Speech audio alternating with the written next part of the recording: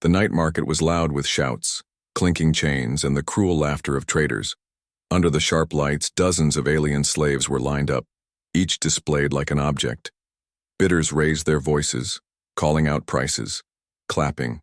Their hands waving credits one by one, the captives were sold, dragged away by their new masters.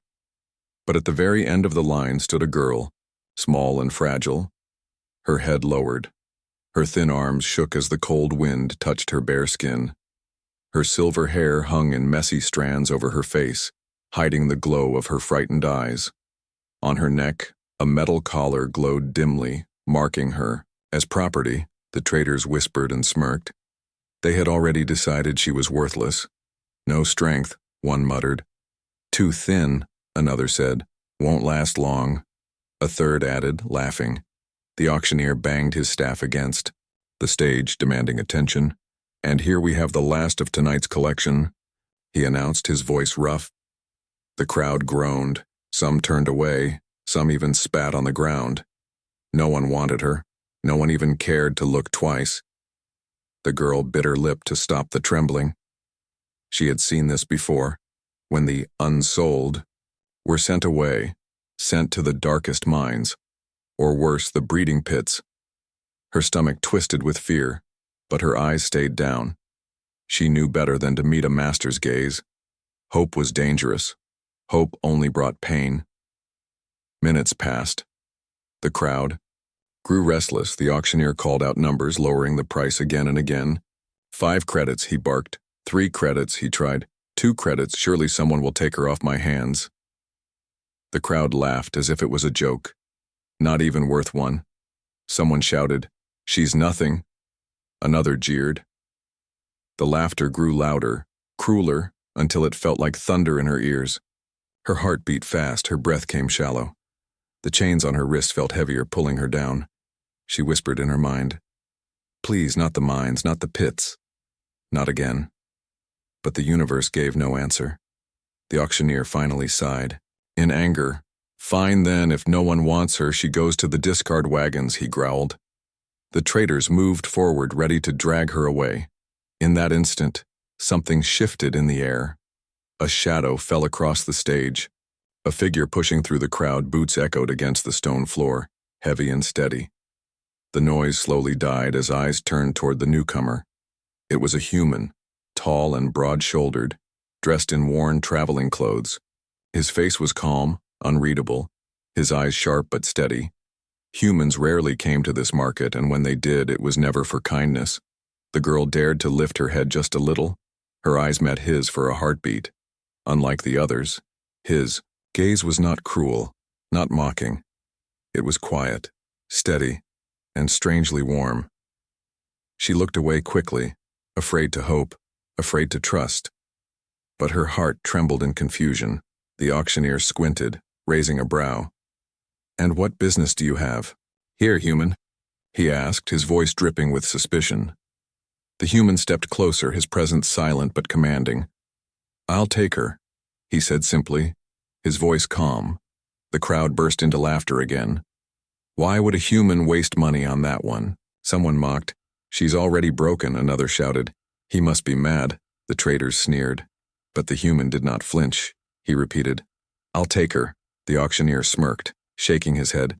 "Fine, human. She's yours. But don't come crying when she collapses in your arms," he said. He unlocked the collar's chains and shoved the girl forward. She stumbled, nearly falling. But the human caught her gently. Her eyes widened. She had expected roughness, but his touch was steady, almost careful. The traders laughed harder. Some even pointed. "To think he bought the worthless one," they mocked. But their voices felt distant, drowned out by the racing of her heart. The girl stood frozen, not daring to move. She whispered in her mind again. Why would he take me?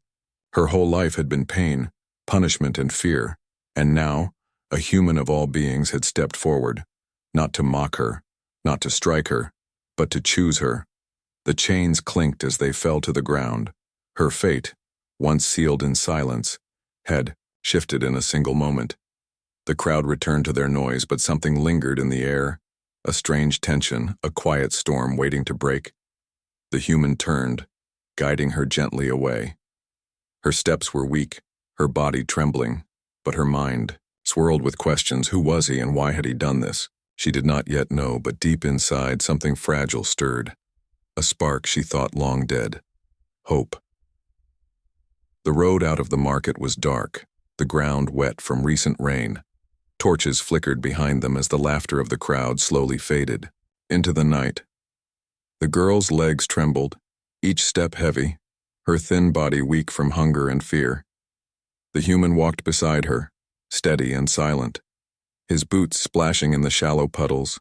She kept her head low, afraid to look at him. In her mind, questions burned like fire. Why had he bought her? Why waste credits on someone worthless? Surely he wanted something from her. Everyone always did. Her heart beat faster with every thought, her collar still cold against her skin. When she stumbled, nearly falling again, the human's hand caught her arm. He steadied her, his grip firm but gentle. "Easy," he said quietly, his voice calm. No anger, no cruelty, just calm words. The sound of his voice made her shiver, not from fear but from confusion. They reached a small transport waiting outside the market gates. It was old, patched together, but it hummed to life as he touched the controls. He opened the door and nodded for her to enter. She froze, her mind spinning with old memories. Machines like this had always carried her to new prisons, new masters, new pain. She hesitated, her feet rooted to the ground. The human did not push her, did not shout. Instead, he stepped inside first, showing her it was safe. His voice came soft again. "Come in. You'll freeze out here." Her eyes darted too, his face searching for a trick, but his expression stayed calm, his eyes steady. Slowly, she climbed inside, her chains rattling softly as she sat down.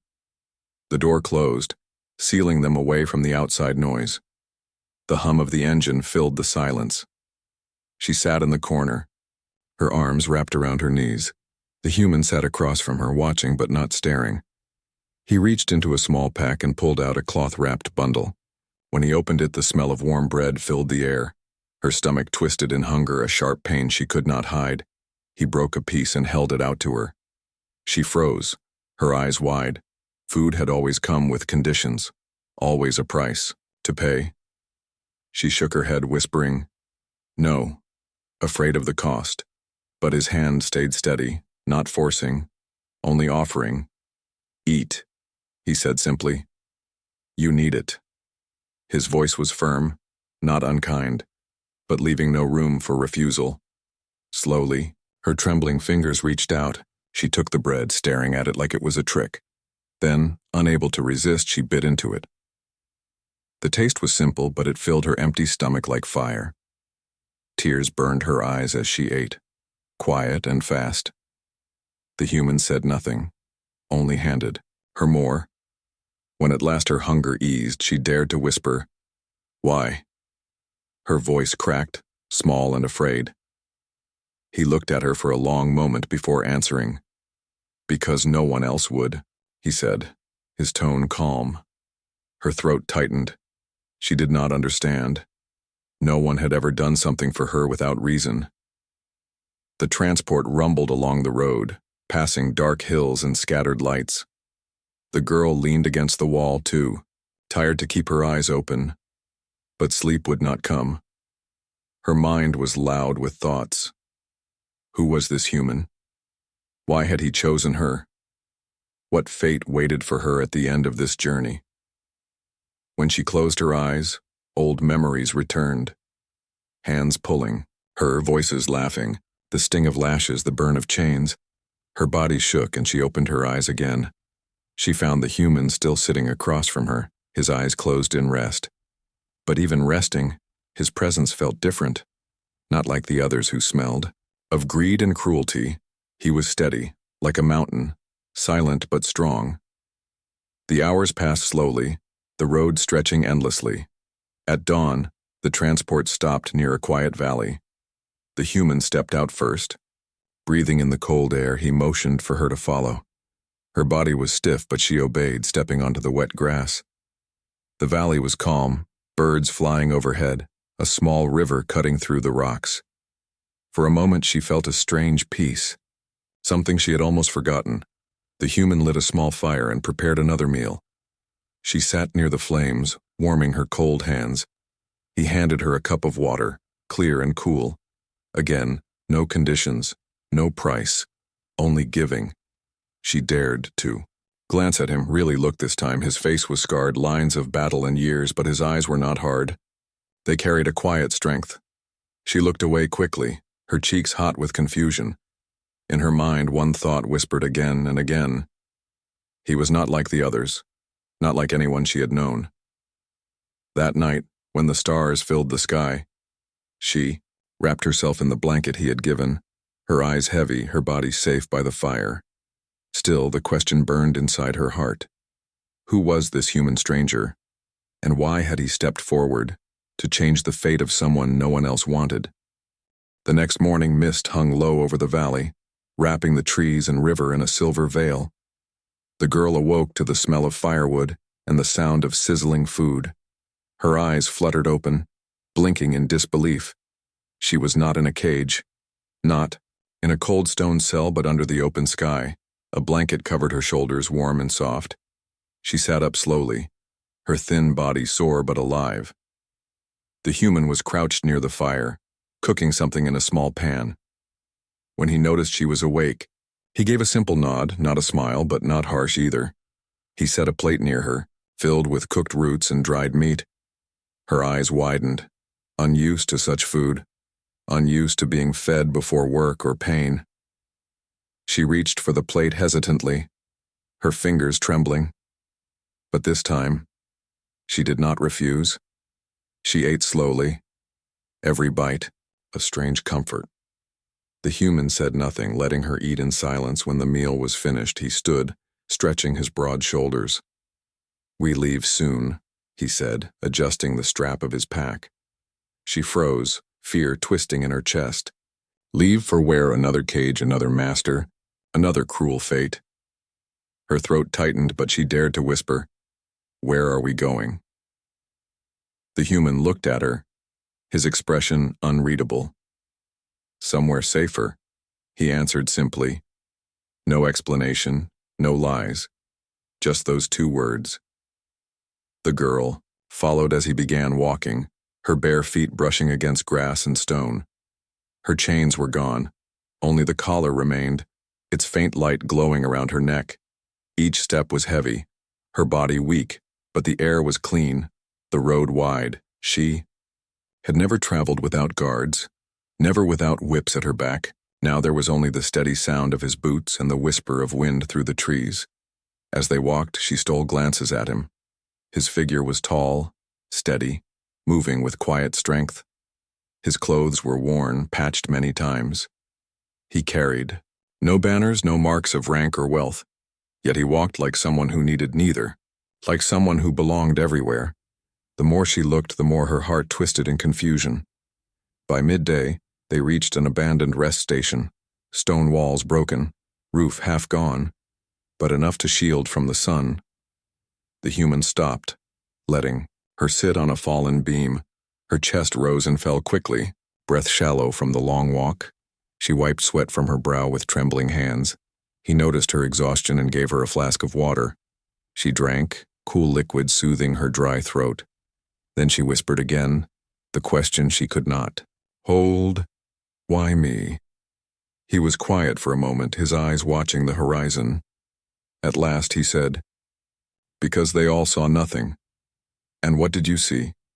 she asked, her voice almost a plea. His gaze shifted to her, sharp yet calm. "I saw someone who wanted to live," he answered. Her heart stumbled, her breath caught. No one had ever said that to her before. Her mind raced, unsure if she could believe it. The rest of the day passed in silence, broken only by the crunch of dirt underfoot. The girl's thoughts were louder than the forest around them. If he saw her as more than nothing, then what was she? Could she be more than what the chains had made her? The idea was frightening, almost heavier than the collar on her neck. As evening fell, they reached a ridge overlooking distant lights, a small town, faint smoke rising from chimneys, roofs glinting in the dying sun. Her stomach twisted with fear. Towns meant people, and people meant eyes, laughter, and cruelty. She whispered, "They will see me." The human's voice came calm. "Stay close to me." Something in his tone steadied her, a promise hidden inside simple words. When they entered the town, heads did turn. Merchants paused, children stared, whispers rose, some eyes narrowed, some lips curled into mocking smiles. The girl lowered her head, her hands shaking, her collar glowed faintly, marking her as less than nothing. The whispers grew louder. Why does he walk with her? Worthless. Trash. Her body wanted to curl in, vanish into the ground. But the human's presence beside her was strong, unbending. He did not bow his head, did not hurry. He walked as if no one had the right to judge. At the inn, the keeper frowned, eyes darting to the girl. But when the human placed credits on the counter, no more was said. A room was given, small but clean, with 2 beds. The girl stared in shock, never allowed a bed of her own before. She sat slowly, touching the blanket as if it might vanish. The human set his pack down and spoke softly. "Rest. Tomorrow will be longer." That night, as she lay on the bed, sleep came in uneasy waves. Her mind fought between fear and wonder. He had not hurt her, had not mocked her, had not sold her. Instead, he gave her food, water, warmth, and a place to rest. She turned her face to the wall, whispering into the dark, "Why are you doing this?" No answer came, only the steady sound of his breathing from the other bed. But her heart carried the question into sleep, and deep inside, a fragile thought grew. Perhaps her journey had just begun. The morning came with gray clouds, rolling over the sky. The girl stirred awake to the sound of boots on the wooden floor. The human was already up, his pack strapped, his eyes scanning the small window.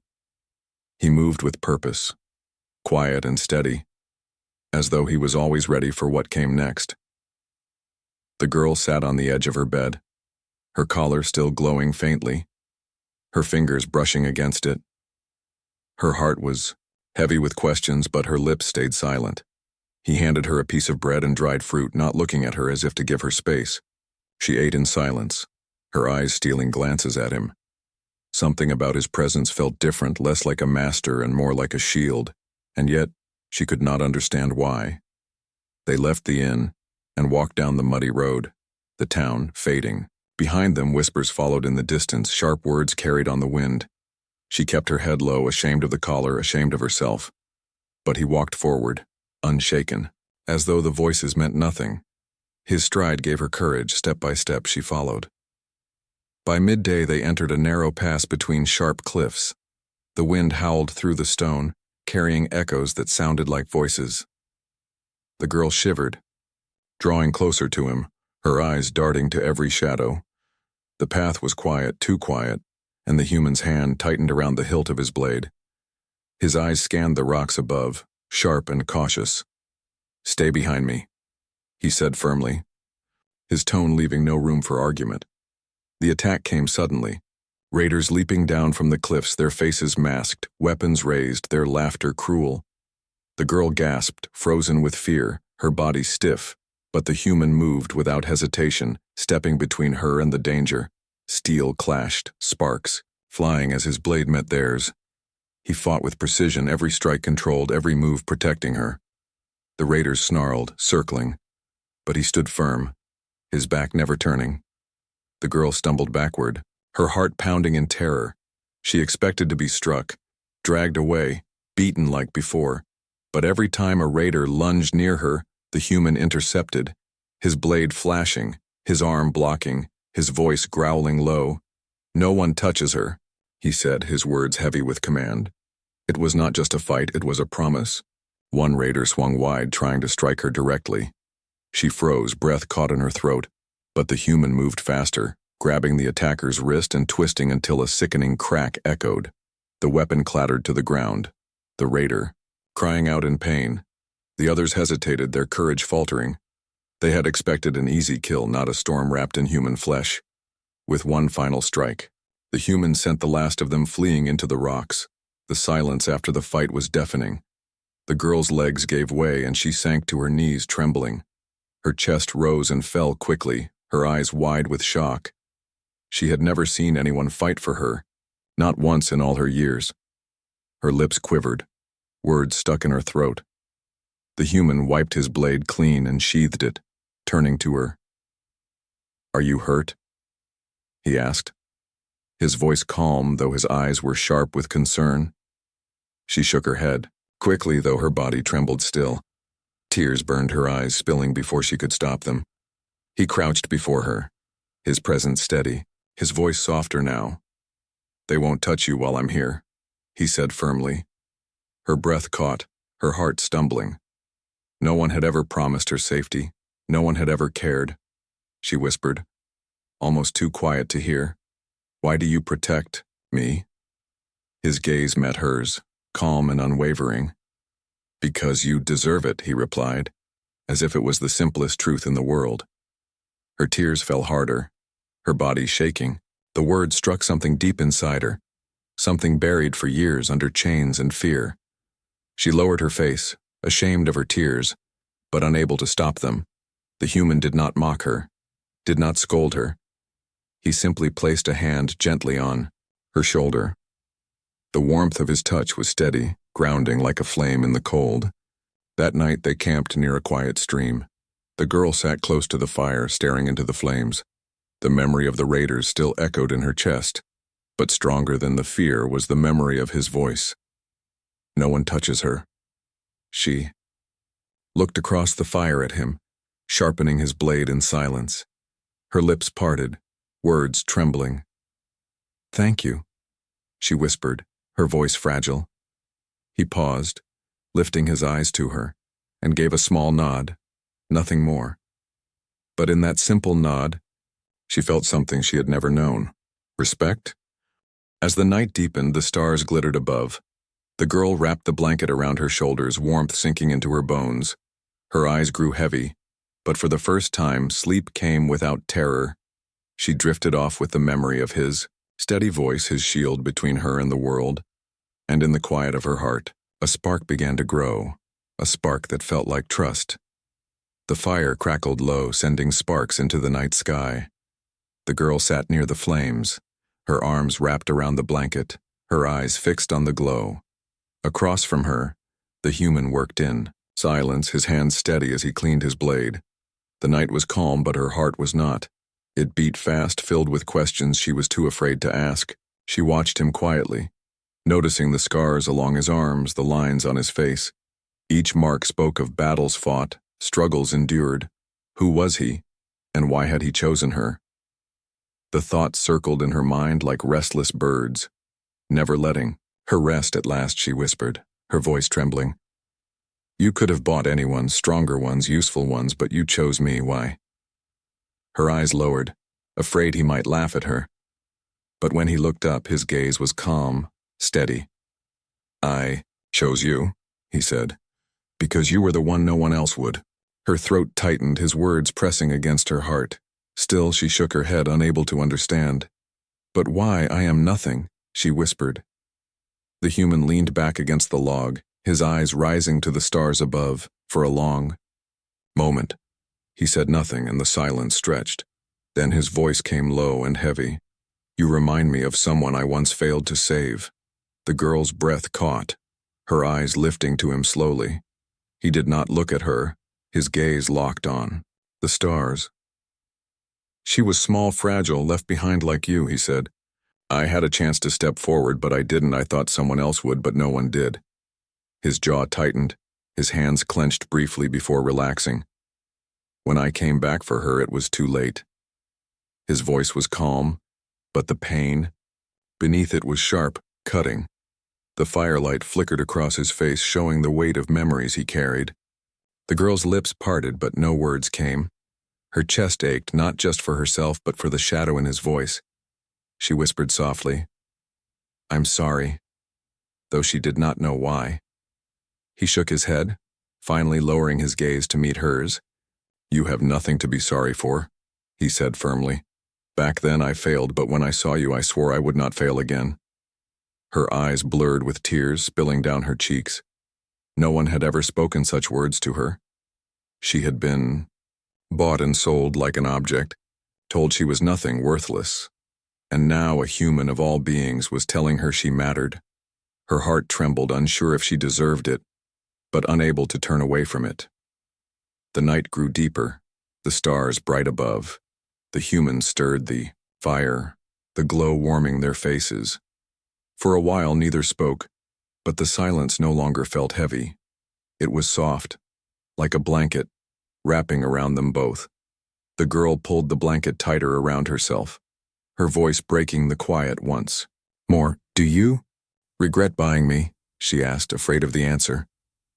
He looked at her, his eyes steady, his tone strong. "No, not for a moment." Her breath caught, her tears falling harder. She covered her face, ashamed of her crying, but unable to stop. The human did not move closer, did not force her to speak. He simply sat across the fire, letting her feel, letting her be. And somehow that made her tears feel lighter. For once, she was not punished for her weakness. For once, she was allowed to be human. When the fire burned low, the human rose. "Sleep," he said softly, laying another blanket near her. She nodded, curling onto the ground, her body warm, her heart still trembling. Her eyes closed slowly, but her mind clung to his words. "I won't fail again," he had said. For the first time in years, she slept without nightmares. The next morning, dawn spilled gold over the horizon. The girl awoke to the sound of birds, her body lighter than before. The human was already awake, packing their things, his movements calm. When he noticed her stirring, he gave a small nod, not a smile, but something close. She rose, folding the blanket carefully, as if it was treasure, her chest still heavy with questions, but one. Truth burned bright. He had chosen her not by mistake, not by chance, but because he wanted to. As they continued their journey, the road long and winding, the girl found herself walking a little closer to him, her steps steadier, her heart carrying the echo of his promise. For the first time, she dared to believe her fate could change. And deep inside, though fragile and new, something began to bloom. Not just trust, not just hope, but a bond she had never known. The days passed slowly as they traveled through forests, valleys, and quiet roads. Each morning the human gave her food, sometimes bread, sometimes fruit, sometimes whatever he found along the way. Each night he built a fire, gave her a blanket, and let her rest. At first, the girl moved like a shadow, silent and afraid, always expecting pain, but step by step something inside her began to change. Her body, once thin and frail, grew stronger with every mile they walked. The color returned to her face, her eyes brighter than before. When she caught her reflection in the water of a stream, she hardly recognized herself. For years she had only seen a broken slave, but now she saw someone different, someone who looked alive. In the towns they passed, people stared as always, their eyes sharp and judging. They whispered when they saw the collar still glowing around her neck, but the girl no longer shrank back as much. She kept close to the human, her steps steady, her eyes lifting now and then. And when the voices grew too loud, she looked to him. His steady walk, his calm face reminded her she was not alone. One evening, after a long day's journey, they stopped near a meadow filled with wildflowers. The girl wandered a little farther than usual. Her fingers brushing the petals, she picked a small flower, staring at it like it was something rare and impossible. Her lips curved into the smallest smile. It startled her. She had forgotten what smiling felt like. The human watched from a distance, saying nothing, but his eyes softened. That night by the fire, she dared to speak more than before. She told him about the first time she was sold, when she was very young. She told him how the chains always felt heavier than her body. Her voice trembled, but she spoke, and he listened, truly listened, without mocking, without turning away. When her words faltered, he nodded, his voice steady. "You're stronger than you know," he told her. The words sank into her heart like warmth spreading through frozen veins. The next morning, she tried to help him gather wood for the fire. Her arms shook, the branches heavy, but she carried them anyway. When she set them down, breathless but proud, the human gave a small nod. Not a word of praise, but a silent acknowledgement, and somehow it meant more than any praise could. For the first time, she felt useful, not as a tool, but as a person. The more days passed, the more she noticed her own strength. She could walk longer without stumbling, carry more without falling. Her voice grew steadier, her eyes braver. At night, when she looked at the stars, she no longer prayed only for death. Now, she prayed for tomorrow. In one village, a woman selling fruit stared at her in surprise. "You look different," the woman muttered, "like you've been cared for." The girl blinked, unsure how to answer, her cheeks burning. She glanced at the human who was busy checking supplies. And in her heart, she whispered the truth. Yes, she had been cared for. That night, she sat by the fire again, the flower she had picked still tucked into her blanket. She looked across at the human, his face calm in the firelight.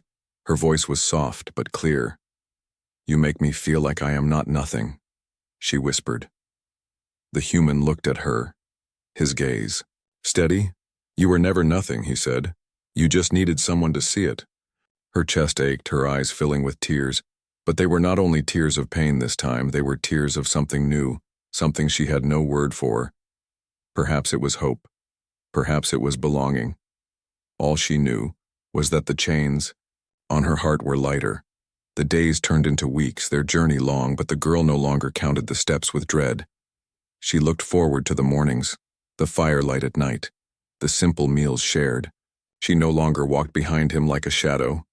Sometimes she walked beside him, their steps falling in rhythm, and once when her courage rose, she even laughed.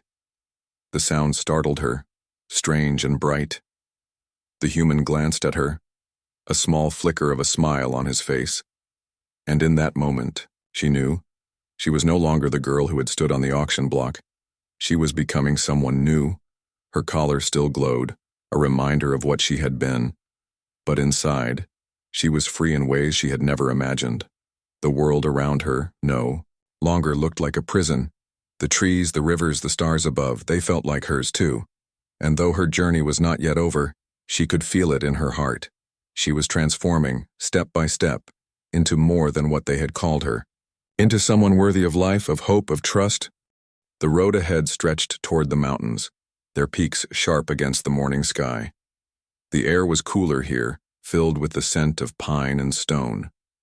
The girl walked beside the human, her steps steady, her eyes no longer fixed on the ground. She carried herself taller now, though the glowing collar still marked her. Inside, she was no longer the same frightened soul who had stood at the auction block. They came to a ridge overlooking a wide valley, green fields scattered with small homes, smoke rising gently from chimneys. The sight filled her chest with something she had never felt before. Possibility. It was not a prison, not a market, not a place of chains. It was a place where life looked normal, where people lived without fear. Her voice trembled as she whispered, "Is this where we stop?" The human gave a small nod, his eyes calm. "It's safe here." Together, they walked down into the valley, through narrow paths and into the quiet town. Children played in the streets, merchants called out prices, and the air was alive with ordinary sounds. But when people saw the girl's collar, their voices hushed, their eyes filled with judgment. Whispers followed her, sharp as knives. "Worthless. Slave. Why is she with him?" Her steps faltered, fear twisting in her chest. But then she felt the steady weight of the human's presence beside her. He did not lower his head, did not hurry his pace. He walked with calm strength, and because of that, she kept walking too. At the edge of town, they reached a small cottage, old but strong, with vines climbing its walls. The human pushed open the door, dust rising in the air. "It's not much," he said, his voice steady, "but it will be ours." The girl froze, her heart stumbling. Ours, he had said. Not his, not mine, but ours. Her eyes filled with tears before she could stop them. Inside, the cottage was simple. 2 rooms, wooden. Floors, a hearth for fire. For her it was more than a palace. She touched the wooden walls, her fingers trembling. Never before had she been given a space that was not a cage. The human set down his pack, began clearing the dust, moving with quiet purpose. Without thinking, she joined him, sweeping with, her hands wiping the surfaces clean. For the first time she worked not because she was ordered, but because she wanted to. When evening came, the fire burned bright in the hearth. The girl sat on a chair, wrapped in a blanket, her eyes glowing with the light. The human placed a simple meal on the table, bread and stew. She stared at it, her throat tightening. It was not the food itself, but what it meant. Safety, a place to belong. Her voice broke as she whispered, "I never thought I would see a day like this." The human sat across from her, his gaze steady. "You were always meant to," he said. "The world just tried to convince you otherwise." Her tears fell, hot and heavy, but this time, they were not only of pain, they were tears of release, of something new breaking free inside her. She set the bowl down and dropped to her knees before him. Her voice shook. "I was nothing, but you. You gave me life again." The human reached out quickly, lifting her up, refusing to let her bow. His voice was firm, filled with quiet strength. "You were never nothing. You only needed someone to see you." Her breath caught, her tears spilling again. She looked into his eyes and saw no mockery, no cruelty, no pity, only truth, steady and unshaken. The weight of her past pressed against her chest, but for the first time, it did not crush her. She rose to her feet, her hands trembling but strong. Her fate had been written in chains, in silence, in pain. But now, standing in the warmth of a home, with a human who had chosen her when no one else would, her fate was different, changed forever. That night, she lay by the fire, the blanket warm, her body at rest, the collar still, glowed faintly, but inside she felt free. She thought of the auction block, of the jeers, the laughter, the hopelessness, and she thought of the moment he stepped forward, the moment everything changed. Her lips curved into a small, fragile smile. She whispered to herself, "I am not nothing anymore." The fire crackled, the night deepened, and sleep came gentle and kind. Her fate, once sealed in shame, had been rewritten by kindness, and the girl who no one wanted was now wanted forever.